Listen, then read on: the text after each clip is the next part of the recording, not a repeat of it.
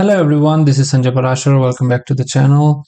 In this video, we will learn how to configure compact domain for Oracle SOA 12C.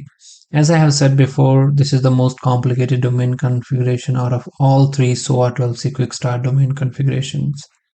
There are a few prerequisites before we do the actual domain configuration.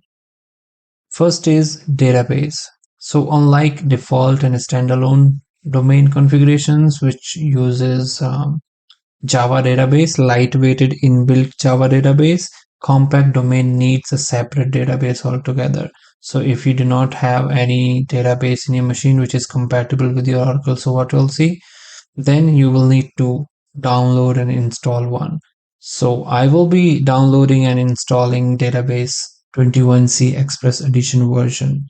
I'm going ahead with the latest version of database because I have different technologies that I work with like ODI, MuleSoft and all, and I can really use a latest database. However, you can use any database that is compatible with Oracle SOA 12C, and to know which database is compatible, I have shown that in previous parts of this series that you can download the certification matrix to see which database version or which JDK version is compatible with your SOA suite.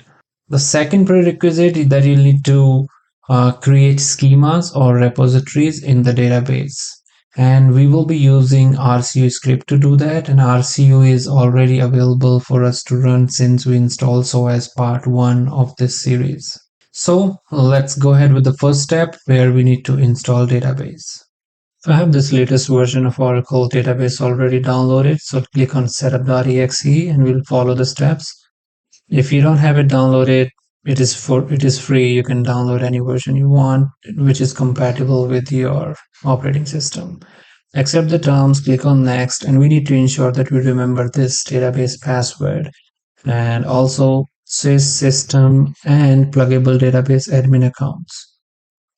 Next, we'll click on installed. And now I'm going to fast forward this. It took me around 20 to 25 minutes for this whole thing to get installed.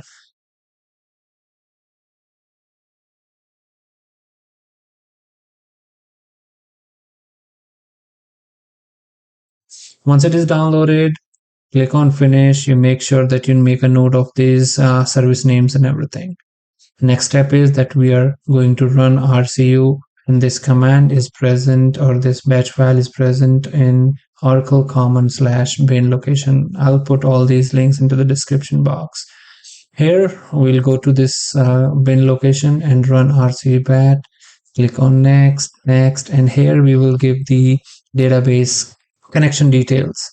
Localhost as host name, 1521 port, and our pluggable database's service name is xepdb1. And if you did not install the latest version, it could be just XE for you. Username sysdba, and next.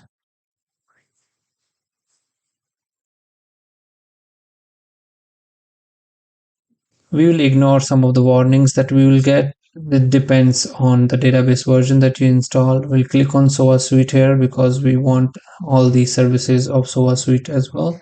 We'll click on next. Okay. We'll provide a password that will be applicable for all the schemas. And we'll click on next.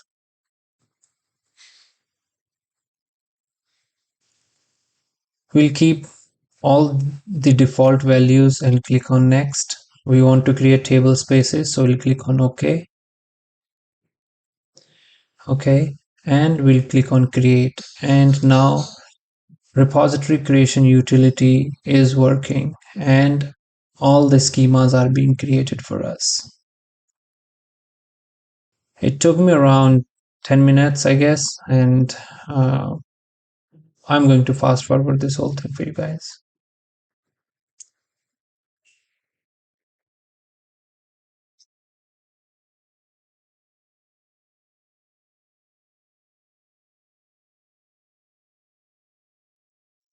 And once RCU is done, you can close this.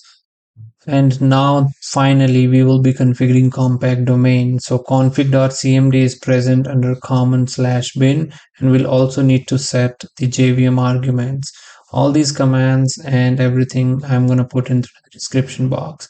So open command prompt, go to the bin directory, set the arguments and execute config.cmd, and then your configuration wizard will load, and then we'll need to follow the instructions in order to configure compact domain. We want to create a new compact domain, so we'll select that, and I don't want base underscore domain, I want compact underscore domain, because I have multiple domains in my machine at the moment. So once you're sure about the domain name and the location, go ahead and click next. Here you will select all the components that you want, all the services you want. So I want SOA and OSB, but as you can see, we have business activity monitoring as well, which was not present as part of standalone domain. So I want SOA suite, and I also want service bus. These are the two technologies that I want to work with as part of this compact domain. If you want to add more, you can, and it will work just fine. So now click on next.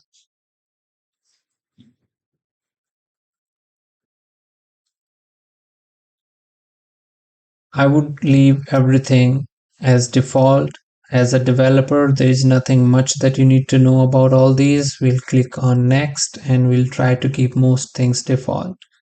Here, just ensure that it is pointing to the compact domain name that you just gave. We'll click on next, and now we will give a password for our Weblogic.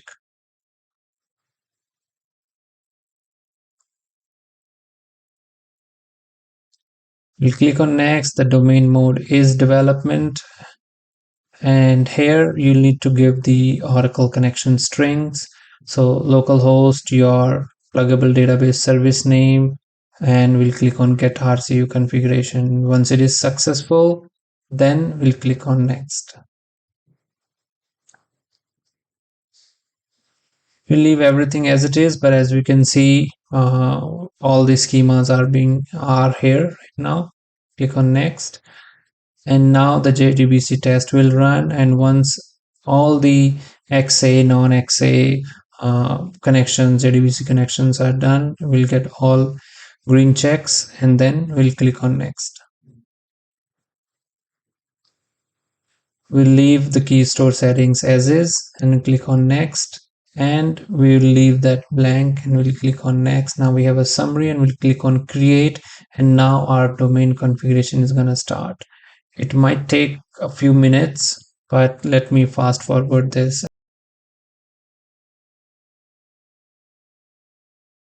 And once this is done, we'll click on next.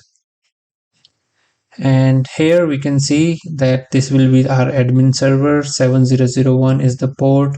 And at the bottom here, we check this and we finish. Then our admin server is going to start. Starting and stopping WebLogic server is same as standalone domain. We can use start WebLogic and stop WebLogic commands using the command prompt. So let me fast forward this. Now as you can see, SOA platform is running and accepting requests. So now we should be able to access our console and enterprise manager. So let's first access our console. So username is WebLogic, and the password that you set, we'll click on login. And in the enterprise manager as well, same username, WebLogic, and password.